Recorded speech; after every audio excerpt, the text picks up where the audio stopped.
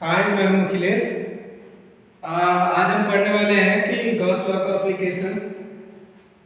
और पिछली क्लास में हमने पढ़ा था कि इलेक्ट्रिक फ्लक्स और उस पे बेस्ड कुछ क्वेश्चन। इलेक्ट्रिक फ्लक्स पे कुछ क्वेश्चन यहाँ पे हमें एक क्वेश्चन कराना चाहिए कि अगर कोई क्यूब है और उसके कॉर्नर पे अगर कोई चार्ज क्यू है, अगर वो चार्ज क्यू उसके प्रत्येक कॉर्नर पर डिस्ट्रीब्यूट हो रहा है तो उस क्यूब के कारण जो फ्लक्स होगा वो कितना आएगा। तो यहाँ पे जैसे अगर एक क्यूब लिया जाए,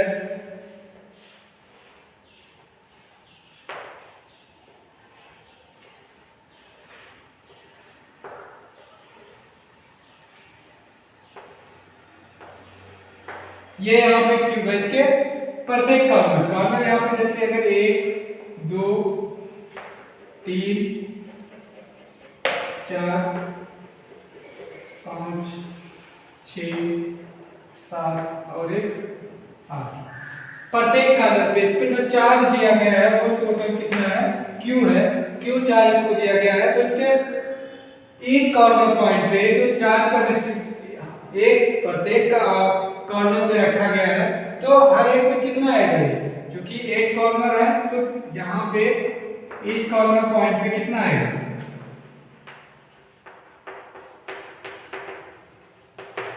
ये होगा किसके, क्यू बाई एट के। टोटल क्यू है तो प्रत्येक में कितना होगा, क्यू बाई एट।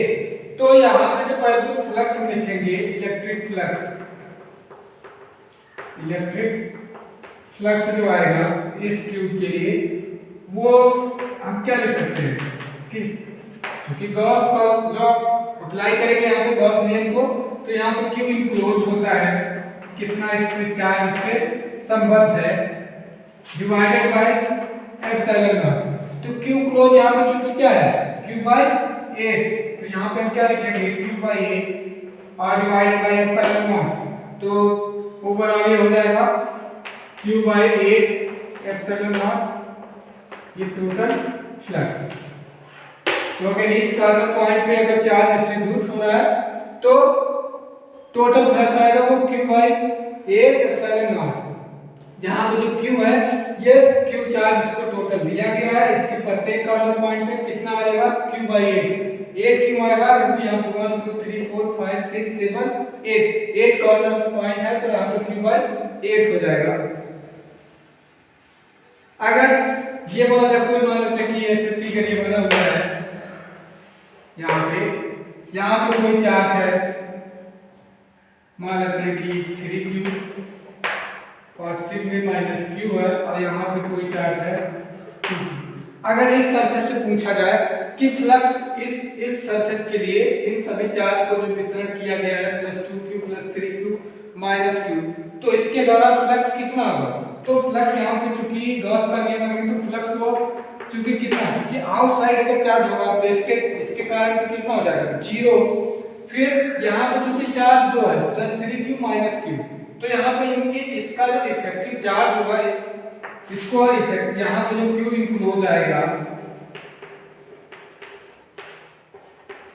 ये यहाँ पे क्या लिखेंगे, इनका सम करेंगे। टोटल चार्ज इसके अंदर जितना डिस्ट्रीब्यूट होगा उससे मतलब हमको, तो टोटल चार्ज डिस्ट्रीब्यूट कितना है, यहाँ पे पॉजिटिव 3q है और यहाँ पे चूंकि क्या है नेगेटिव -q है तो -q कर देंगे, सम कर देंगे क्योंकि चार्ज का सम हमने पढ़ा है पहले ही बता चुके हैं कि चार्ज को सम कैसे करेंगे। जैसे 1 2 3 नंबर्स को सम करते हैं वैसे ही करना है।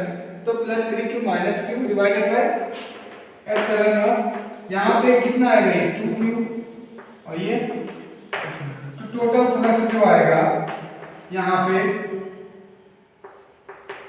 वो 2q बाई एप्सिलॉन नॉट के। तो यहाँ पे चूंकि गॉस का बता चुके हैं कि ये इसके शेप पे डिपेंड नहीं करता है, केवल चार्ज इनक्लोज कितना होगा उससे मतलब है। तो यहाँ पे जो चार्ज इनक्लोज होगा 3q -q का जो रिजल्टेंट आएगा वो कितना आएगा, 2q आएगा।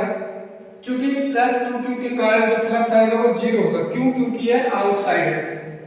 जितनी नंबर लाइन इसके इंटर करेगी उतना ही आउट करेगी, हम देख चुके हैं। तो यहाँ पे 2q का आउटसाइड है तो क्योंकि ये इस सरफेस की क्या है, बाहर है, आउटसाइड के चार्ज के लिए क्या हो जाएगा, जीरो हो जाएगा क्योंकि इस सरफेस से इक्लोजन इस टू क्यू का कोई भी चार्ज नहीं है।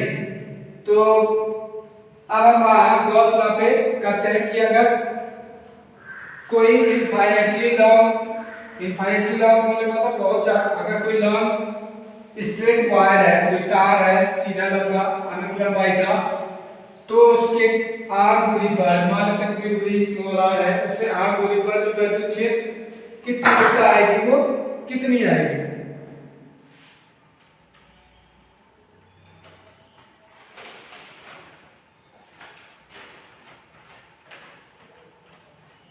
तो यहां पर लेते हैं एप्लीकेशन ऑफ गॉस लॉ।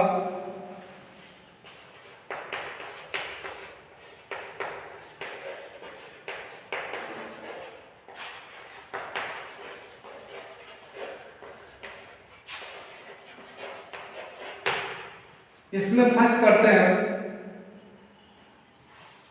कि electric field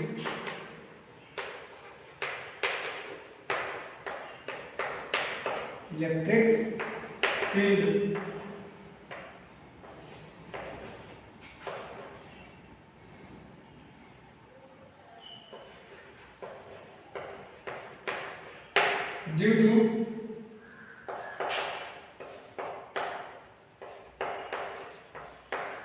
infinitely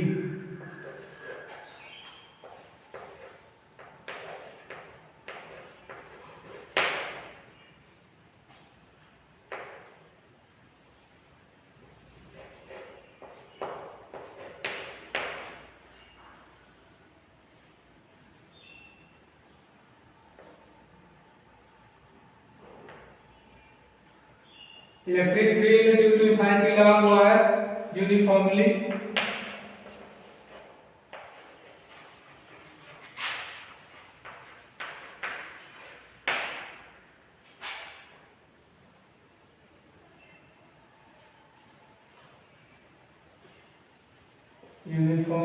uniformly charge wire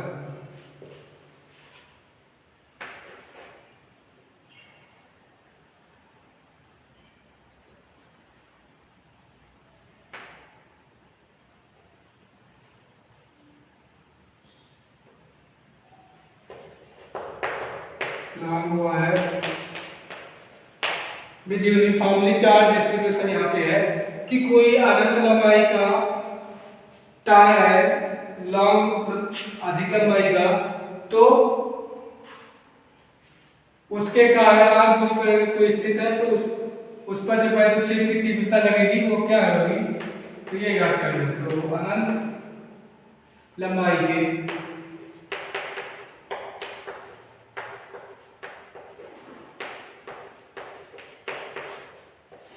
एक समान आवेशित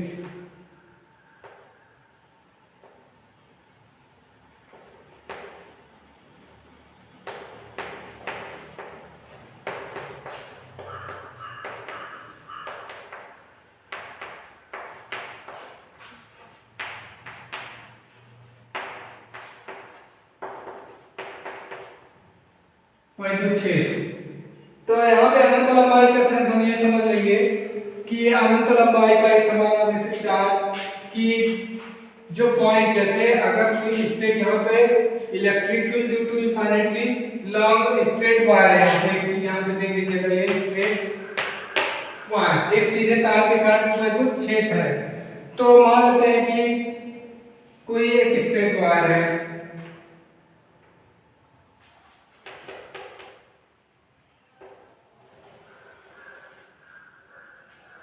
इसको अनंत लंबाई बोलने का मतलब ये नहीं इसकी लेंथ एकदम अनंत पे जाके खत्म होगी, ऐसा कुछ नहीं है। यहाँ पे दिखा सकते हैं कि ये अनंत तक है, ये इसका सेंस ये समझेंगे कि जो यहाँ पे जैसे कोई पॉइंट है यहाँ पे कि मान लेते हैं कि कोई पॉइंट है P, तो इस तार से लेके इस तार की चार्ज डिस्ट्रीब्यूशन है, मान लेते हैं पॉजिटिव का है और यूनिफॉर्मली इसमें क्या है डिस्ट्रीब्यूट है। तो P पॉइंट पर हमको क्या कैलकुलेट करना है, विद्युत क्षेत्र। मान लेते हैं इस तार से इसका जो दूरी है ये अगर इसमें r, इस यहाँ इस तार से इसकी लंबाई, सीधा तार इससे लंबाई मान लेते हैं कितना है इसमें r, तो इस R पॉइंट पर हमको क्या करना है, वैद्युत क्षेत्र कैलकुलेट करना है। यदि इस तार की लंबाई जो है लेंथ है वो अगर मान लेते हैं कि L है, तो यदि यहाँ पे एक चीज मेंशन है, यदि L जो होगा फॉर मीटर तो किसके हो जाए, R की, यानी कि R के अपेक्षा जो L की वैल्यू है यानी कि तार की जो लंबाई है ये बहुत ज्यादा हो जाती है, तो उसी को हम बोलते हैं कि वो अनंत लंबाई का हो गया। यहाँ पे अनंत लंबाई का सेंस यही समझना है कि जो दूरी दिया जा रहा है इसकी अपेक्षा तार की लंबाई है वो बहुत ज्यादा है, इसलिए यहाँ पे अनंत लंबाई इसको बोला जा रहा है। तो यहाँ पे मान लेते हैं कि P पॉइंट पर इसको क्या करना है, क्योंकि यूनिफॉर्मली चार्ज यहाँ पे जो लग रहा है मान लेते हैं पॉजिटिव का है, इससे डिस्ट्रीब्यूट हुआ है जो चार्ज है यहाँ पे, इसका जो लीनियर चार्ज डेंसिटी यहाँ पे दिया चुकी है रैखिक की तो कोई सरफेस, इसका जो चार्ज डिस्ट्रीब्यूशन है वो एक लाइन है, तो लीनियर चार्ज डेंसिटी इसका जो दे रखा है मान लेते हैं लीनियर चार्ज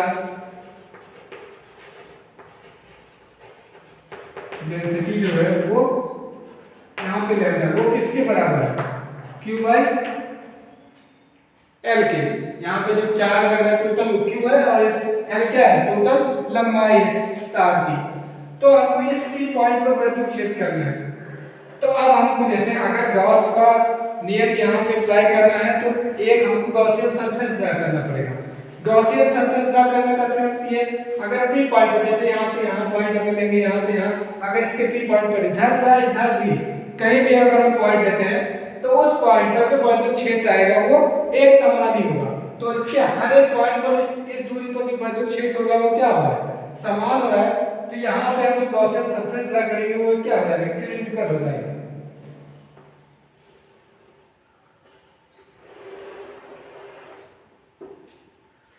यहाँ पे अगर यहाँ इस दूरी पर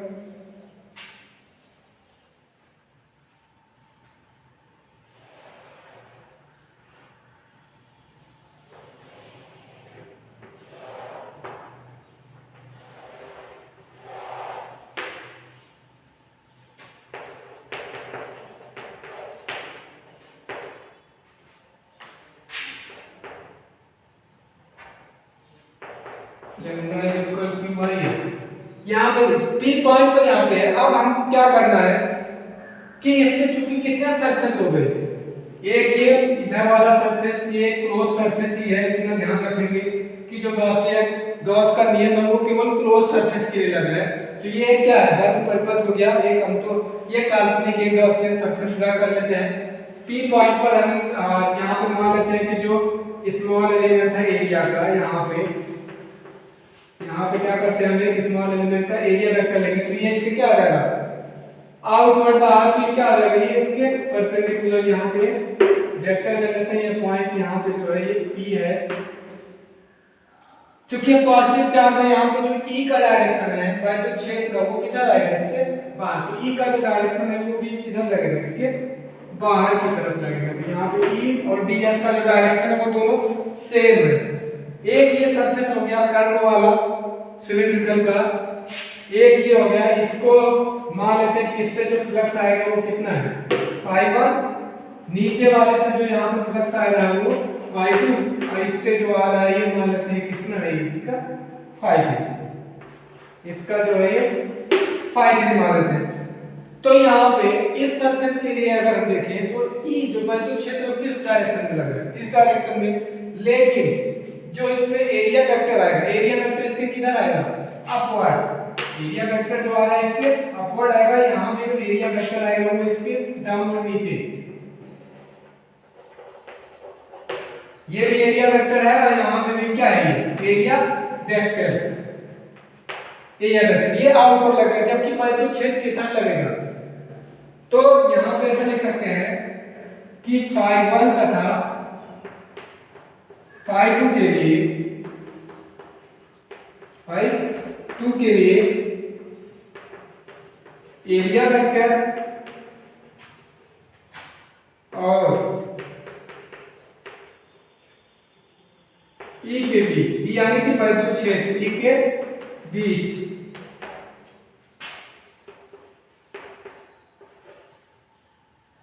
बीच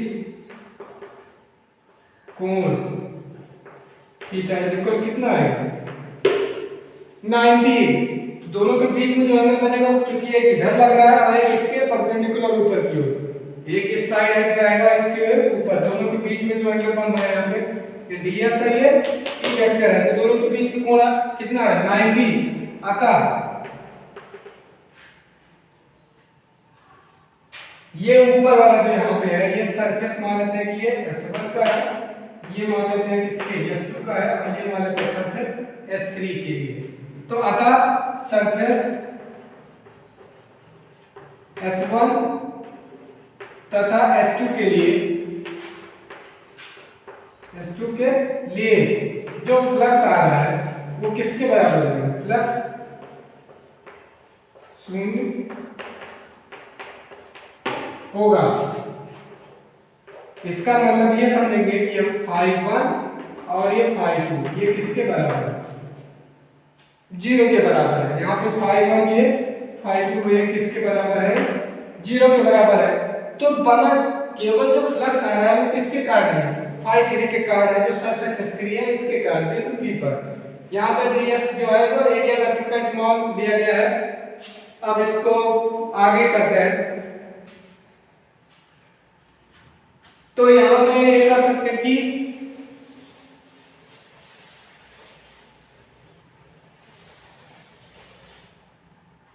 जो टोटल फ्लक्स आएगा, टोटल जो फ्लक्स आ रहा है फाई वो किसके बराबर है, φ1 φ2 और ये φ3।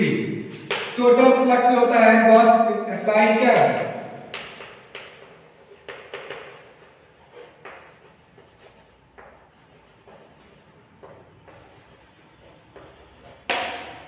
तो क्या हो जाएगा टोटल चार्ज Q इनक्लोज जितना मान लेते हैं कि अगर इसके करस्पॉन्डिंग जो चार्ज हो रहा है वो कितना आ गया, यहाँ पे Q चार्ज इनक्लोज हो रहा है तो Q यहाँ पे लिख देंगे, तो Q by epsilon not is equal, यहाँ पे Q इनक्लोज लिख देते हैं अभी,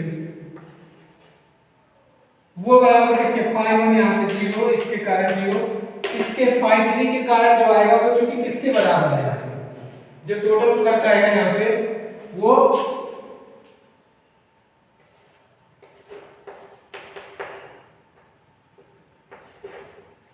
E डॉट ds वेक्टर।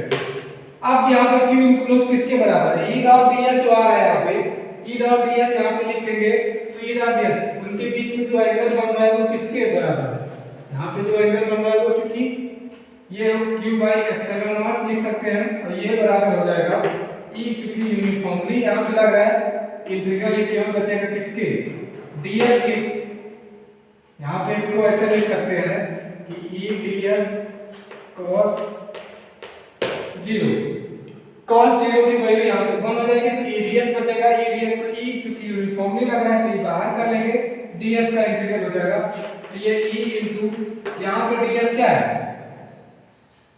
क्योंकि जो यहाँ पे ds है वो किसके बराबर है, ds जो हो जाएगा वो इसके कर्व सरफेस के एरिया के बराबर, तो सिलेंड्रिकल का क्या होता है 2 पाई RH लिखते हैं, यहाँ h का सेंस हो जाएगा लंबाई, तो 2 पाई r into l, तो 2 पाई r into l E बराबर हम कैलकुलेट करेंगे तो क्या आएगा Q upon 2 pi epsilon not l into r। क्योंकि यहाँ पे लीनियर चार्ज जो डेंसिटी दिया है यहाँ पे Q बाई L की जो वैल्यू दिया है वो किसके लेम्डा, तो यहाँ पे क्या लिख सकते हैं lambda upon 2 pi epsilon not into r। यहाँ पे जो वैल्यू आ गया वो E जो वैल्यू क्षेत्र आएगा वो lambda upon 2 pi epsilon not into r के बराबर आएगा। r की जो वैल्यू है यहाँ पे E किसके, यहाँ पे कौन डिस्टेंस पे किस टाइप से डिपेंड कर रहा है कि E प्रोपोर्शनल हो जाएगा किसके 1 बाई r के, अगर r की वैल्यू बढ़ाएंगे तो वैल्यू क्षेत्र जो आएगा वो क्या आएगा कम मिलेगा। तो यहाँ पे अगर किसी पॉइंट हमको कैलकुलेट करना है, यहाँ पे तीन सरफेस माने S1 S2 S3, S1 पे क्योंकि परपेंडिकुलर एरिया वेक्टर परपेंडिकुलर तो सरफेस के है, जबकि जो वैल्यू क्षेत्र है वो इधर की डायरेक्शन में लग रहा है, दोनों के बीच 90 एंगल, तो ये 0 हो गया फ्लक्स इसके कारण भी फ्लक्स 0 हो गया, इसके कारण जो फ्लक्स आएगा वो P ds cos थीटा यहाँ पे 0 बन गया, उतना करेंगे। क्योंकि यहाँ पे लिनियर चार्ज डेंसिटी हो जाएगा लैम्डा इक्वल टू Q/L की जगह पे लैम्डा की वैल्यू पुट करना, तो ये एक्सप्रेशन आ गया। अब आगे हम बात करेंगे कि एक समान आवेशित अनंत समतल चादर के कारण जो वैद्युत क्षेत्र आएगा वो कितना आएगा।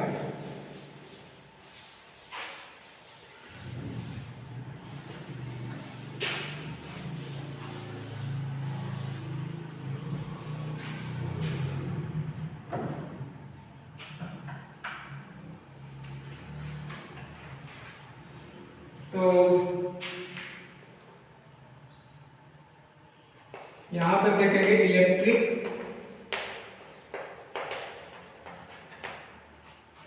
Field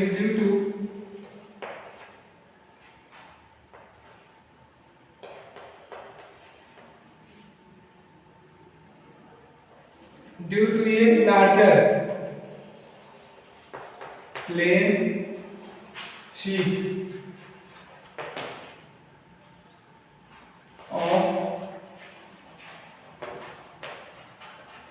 uniformly charge. इसका लिख सकते हैं कि एक समान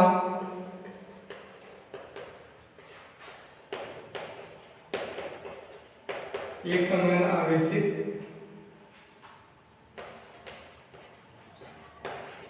अनंत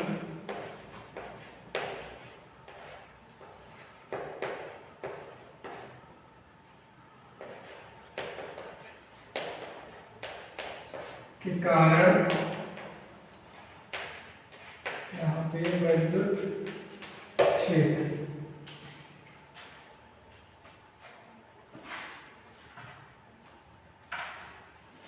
तो यहाँ पे जैसे एक यहाँ अनंत का सेंस भी यहाँ पे हो जाएगा कि अगर कोई प्लेन शीट है वो इनफाइनाइट का सेंस मतलब ये हो जाएगा कि जो दूरी हम ले रहे हैं जहाँ पे हमको वैद्युत क्षेत्र कैलकुलेट करना है उसके करस्पॉन्डिंग जो शीट है उसकी लंबाई बहुत ज्यादा है। तो मान लेते हैं कोई शीट है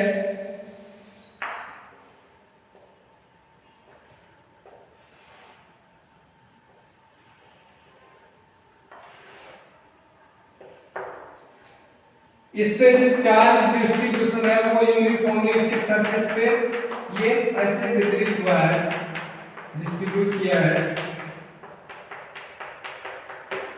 इससे कोई पॉइंट यहाँ पे P ले लेते हैं और यहाँ से इसकी जो दूरी है वो कितनी मान लेते हैं कि वो दूरी है वो R अगर ले लें इस प्लेन शीट से, चूंकि ऐसा रखा हुआ है यहाँ पे इससे जो दूरी लिया गया है वो यहाँ पे जो डिस्टेंस हो जाएगा इसका वो ये ऐसे रखी हुई है। तो यहाँ से इसका जो डिस्टेंस हो जाएगा इस टाइप से यहाँ पे ऐसे करेंगे तो यहाँ पे इसका डिस्टेंस जैसे यहाँ पे इसकी अगर ये ऐसे इस टाइप का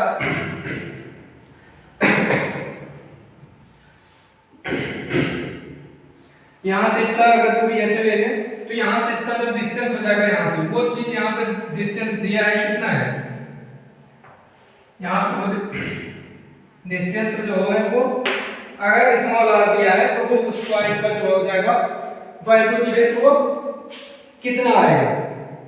यहाँ पे से जो डिस्टेंस दिया तो ये ऐसे है तो यहाँ से इसका जो डिस्टेंस हो जाएगा वो p यहाँ पे वैद्युत क्षेत्र जो कितना आएगा।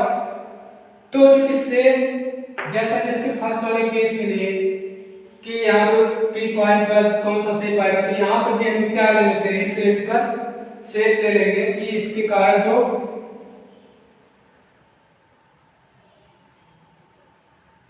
वैद्युत क्षेत्र लग रहा है वो उसके कारण कितना आएगा।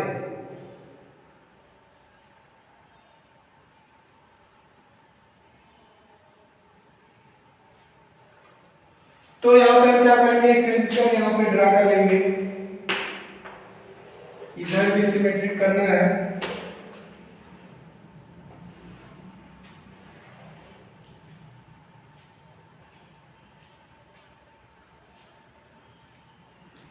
तो अगर मान लो इसके जो चार्ज इक्वल हो रहा है charge per unit surface area Q equal यहाँ पे क्या है सिग्मा इक्वल Q बाय यहाँ पे प्लेन शीट का एरिया अगर ये टोटल एरिया अगर A है तो सिग्मा इक्वल कितना आएगा Q बाय A। कि जो चार्ज डेंसिटी है यहाँ पे, charge density, surface charge density वो कितना आ रहा है। तो यहाँ पे अगर पॉइंट भी है तो यहाँ पे अगर हमको वैल्यू चेक कैलकुलेट करना है, क्योंकि सेम जैसे अभी जिसके जस्ट पहले किया, तो यहाँ पे कितना है, ये मान लेते हैं कि ये सरफेस S2 है, यहाँ पे सरफेस है वो S1 है, और यहाँ पे इसके लिए मान लेते हैं कि ये कितना है, इसके ये S3 है। इसके कारण जो फ्लक्स हो रहा है मान लेते हैं ∅1 है, यहाँ पे कितने मान लेते हैं ∅2 है, और इसके करस्पॉन्डिंग जो मान लेते हैं कितना है ∅3 है। तो ∅1 ∅2 ∅3 यहाँ पे हमको क्या करना है, कैलकुलेट करना है। यहाँ पर फिर से हम चूंकि ds एलिमेंट स्मॉल मानेंगे तो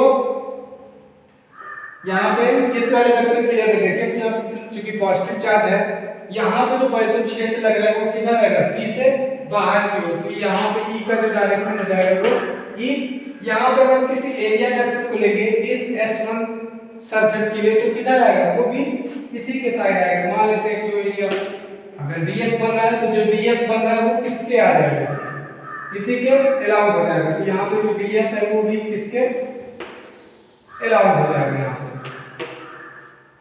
सेम चीज इसके लिए भी कर सकते हैं, पॉजिटिव पॉइंट, तो इससे यहाँ पे जो E की वैल्यू है वो इधर आएगी, और जो ds यहाँ पे स्मॉल एलिमेंट वेक्टर लेंगे क्योंकि अब सेम, क्योंकि सिमेट्रिक है, जितना ds स्मॉल ds कंपोनेंट के लिए कर रहा है तो उतना इधर भी होगा।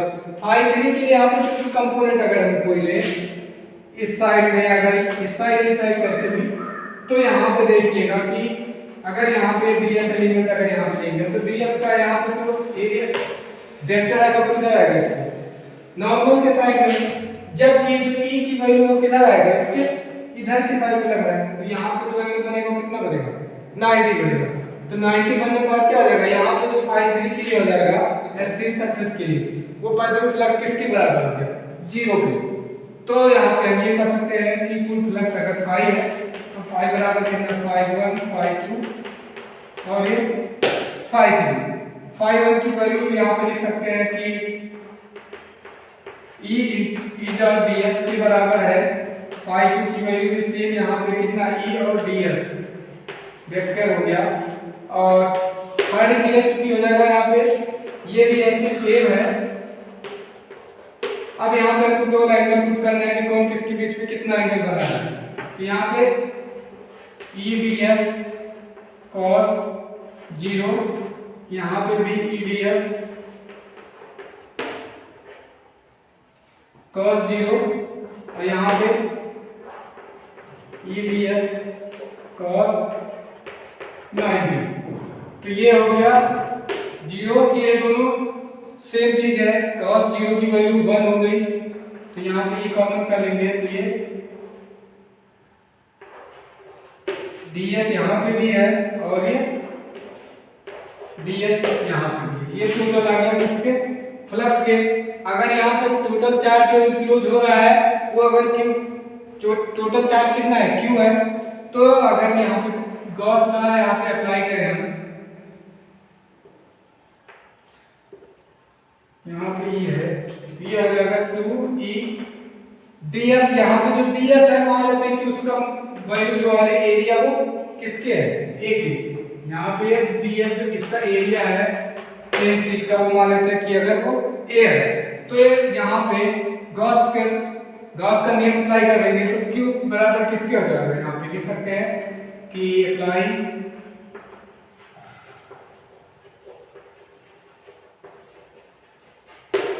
Gauss law. तो यहाँ पे हम क्या कर सकते हैं, आगे गॉस लॉ अप्लाई करने के बाद यहाँ पे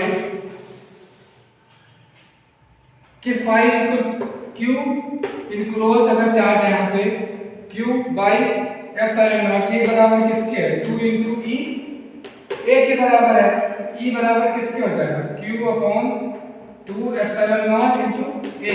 जो क्यू बाई है वो किसका है, सरफेस चार्ज डेंसिटी है, वो सिग्मा बाई 2 एप्सिलॉन नॉट इसके बराबर आएगा। तो यहाँ पे जो वैद्युत क्षेत्र है वो किसके बराबर है, सिग्मा बाई 2 एप्सिलॉन नॉट के बराबर।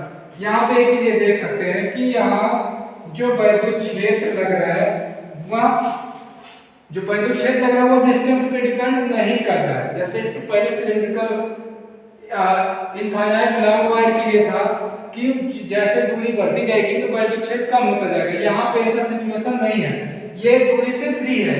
ई की जो वैल्यू आ रही है वो चार्ज डेंसिटी पे, चार्ज डेंसिटी जो सरफेस चार्ज डेंसिटी है डिवाइडेड बाय 2 एप्सिलॉन नॉट उसके बराबर है। यहाँ पे डिस्टेंस का कोई मैटर नहीं है, डिस्टेंस पे यहाँ पे निर्भर नहीं कर रहा है। अगर हम दो इनफाइनाइट शीट ले लें एग्जांपल के लिए, अगर कि 2 प्लेन शीट ऐसे ले लें,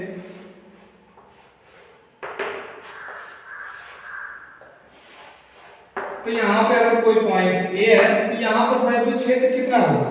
अगर ये पॉजिटिव चार्ज मान लेते हैं, यहाँ पे पॉजिटिवली चार्ज है और ये नेगेटिव चार्ज है, तो इस पॉइंट पर क्योंकि इस पॉजिटिव के कारण जो वैद्युत क्षेत्र लगेगा वो किधर लगेगा? E1 मान लेते हो, इसके इस साइड लगेगा। नेगेटिव के कारण लगेगा वो भी किधर लगेगा? कितने?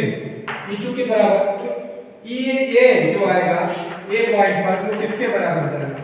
E1 और E2 के सम के बराबर, क्योंकि दोनों एक ही डायरेक्शन में है तो सम कर लेंगे डायरेक्टली।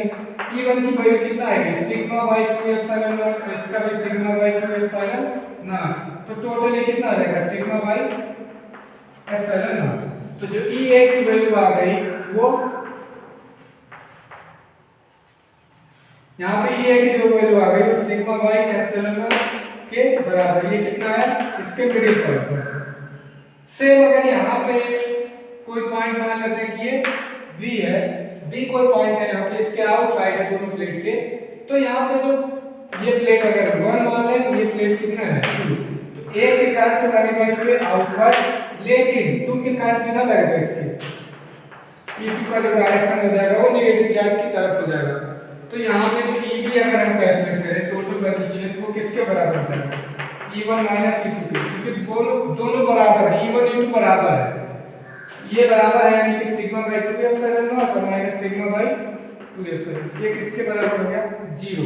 सेम इसी तरीके से अगर यहाँ पे कोई पॉइंट होगा तो C पॉइंट होगा, तो यहाँ पे भी क्या निकाल सकते हैं कि जो वैद्युत क्षेत्र लग रहा है वो टोटल 0 लग रहा है। तो आज हम गॉस का एप्लीकेशन एक लॉन्ग वायर के लिए निकाले हैं, तो यहाँ जो स्थित कोई पॉइंट है तो वैद्युत क्षेत्र कितना आएगा, और कोई अगर इनफाइनाइट प्लेन शीट है तो उसके कारण कितना वैद्युत क्षेत्र आएगा वो चीज है।